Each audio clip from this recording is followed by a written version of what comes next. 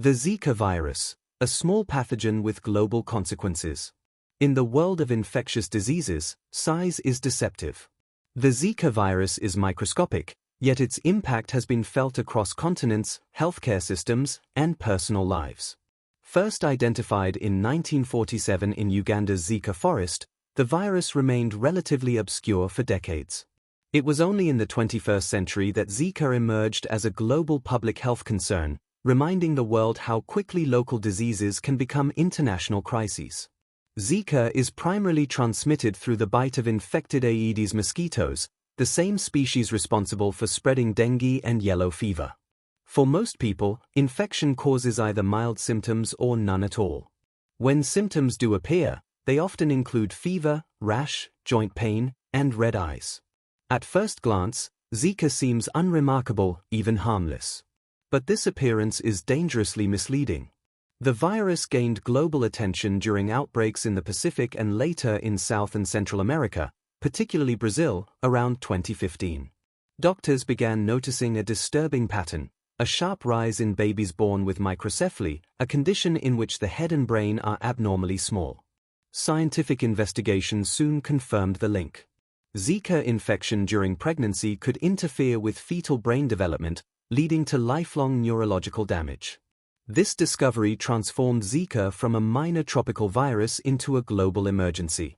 Suddenly, questions of travel, reproduction, and public health policy became deeply personal. Governments issued travel warnings, especially for pregnant women, while health organizations raced to understand how the virus spread. Unlike many mosquito-borne diseases, Zika could also be transmitted through sexual contact, blood transfusions, and from mother to fetus, making control efforts far more complex. The Zika crisis also exposed global inequalities in healthcare. Regions most affected by the virus often lacked access to adequate mosquito control, reproductive healthcare, and long-term support for children born with disabilities.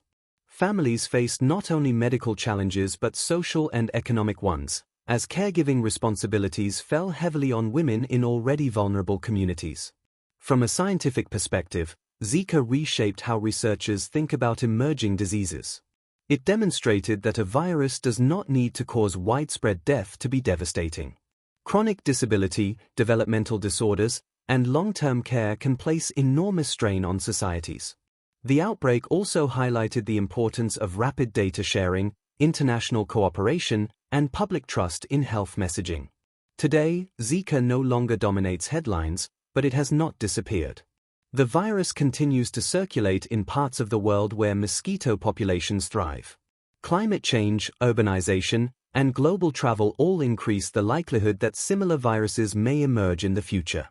Zika, in this sense, serves as a warning rather than a closed chapter. The story of the Zika virus is not just about disease, it is about preparedness, inequality, and responsibility. It reminds us that global health is deeply interconnected, and that even the smallest pathogens can reveal the biggest weaknesses in our systems. In a world constantly on the move, vigilance may be our most powerful defense.